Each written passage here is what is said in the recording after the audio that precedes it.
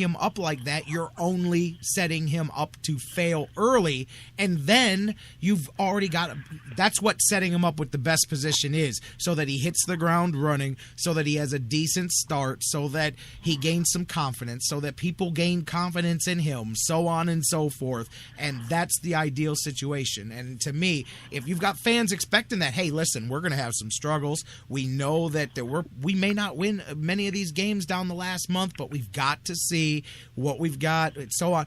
Blunt those expectations, because otherwise this fan base is going to be sitting here at halftime if the Browns are getting blown out and there's difficulty at the quarterback position. The fan base is going to be looking around going, and we did this this week for what? We did this. Why? We didn't wait a couple of more weeks. We didn't wait until next year, because you still are, like you said, it can be fool's gold. But a lot of people just look at the standings and go, hey, man, I haven't seen this in quite some time. Yeah, we're still in it. We're playing meaningful games in December. It's been a while since we could even say that. So, but I mean, you know what I mean about Manziel? It'd be not fair to him if you're expecting him to wear a cape, is what I'm saying. Even if you don't like Manziel, take that out of the equation. Is if people are looking at him and going, this kid's going to ride the savior, he's going to bring in the stallion and take us to this and that and this, and then he comes in and plays like I think he's going to, which is a guy that runs around a little bit, that makes some mistakes, and the Browns most likely end this season 7-9, maybe 8-8 if they're able to grab one of these last four.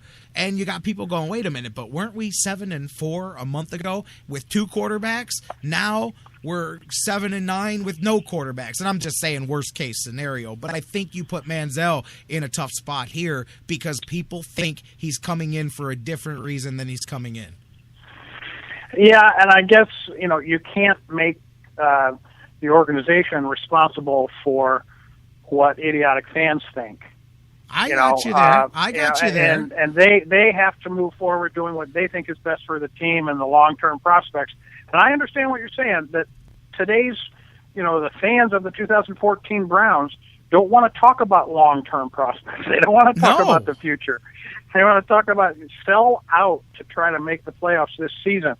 But I'm also convinced that there is a great divide among Browns fans who think that you don't have a better chance to make the playoffs playing Brian Hoyer down the stretch than you do playing Johnny down the stretch. Maybe they're 100% wrong, but they firmly believe that. They are down on Hoyer. They've seen 3 or 4 bad games, and they're not optimistic about making the playoffs with Brian Hoyer, whether that's an accurate perception or not. That's the perception. For sure. And they're ready to make the change. So I don't know that it's necessarily, hey, we either go to the future if we're going Manziel, or if we want to still try to make the playoffs this year, you go with Brian Hoyer. You don't have agreement even on that simple point. You're right. And I think it's not just the fans. What you just said is the everyday discussion in that coaching staff right there. I think that's part of what Pettin was talking about, and he'll probably develop more onto that here over the next few weeks and once the season's over.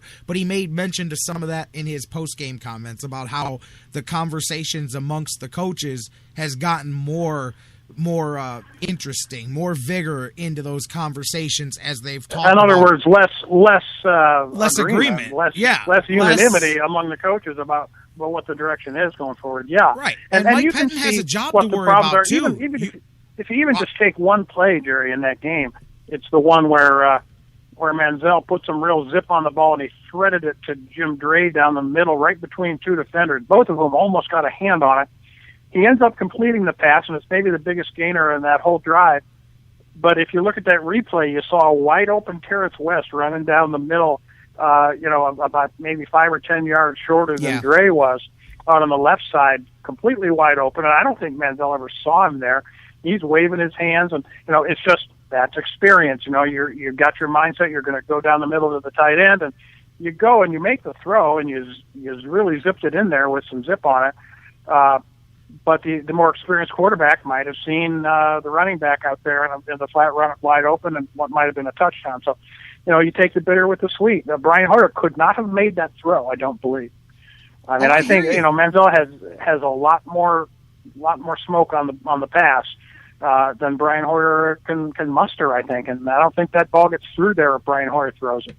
Brother, I hear Brian you. Brian Hoyer might have seen West wide open and made that play. So, it's a coin flip.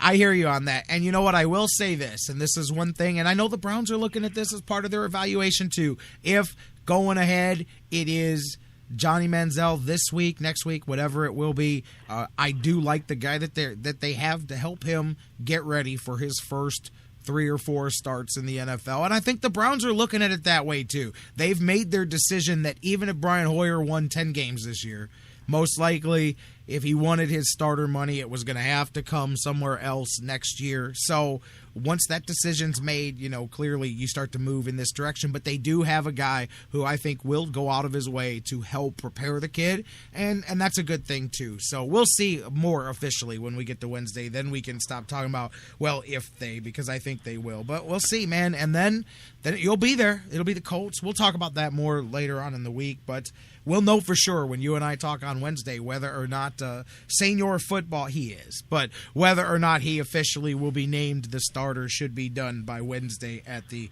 absolute latest. Going ahead for the Brownies here, man. So you and I are going to have a ton of things to talk to come later this week. We'll have a Big Ten title game to preview. We'll know what's going on with the Browns here as they set up for the Colts, and so should be interesting, no doubt. How was your holiday, by the way, getting away from sports for a minute? You said you went out of town. How'd that go? It was very nice. Yeah, I just spent the day yesterday with my daughter because she wasn't able to come up for Thanksgiving, but had a very nice holiday, relaxing, and lots of football over the last couple of days, and looking forward to some more because we're coming into that great time of year. Championship week coming up this week, and by the way, tomorrow night, Buckeye Roundballers go down to Louisville, and so circle that one on your viewing schedule for Tuesday evening. That ought to be a heck of a game.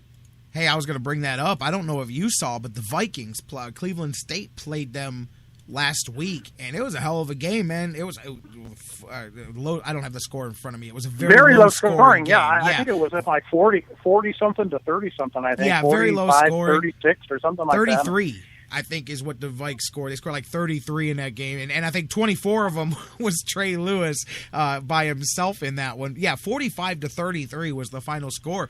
But the night before, they had scored 88 on Savannah State. So I was curious on what the Vikings were going to do. Coach Waters always teaches that very strong defense there. They did. And man, Louisville's hot. They got a strong team. They were top 5 or number 6 in the nation at the time they played. To hold them down to 45 points was good. And again, they were in that game until I think there was about 5 minutes left before they got knocked out of that. So that's a good Louisville squad, and I'm very interested to see them and the Buckeyes here. First kind of big, good matchup of the season for the Bucks and for the college basketball.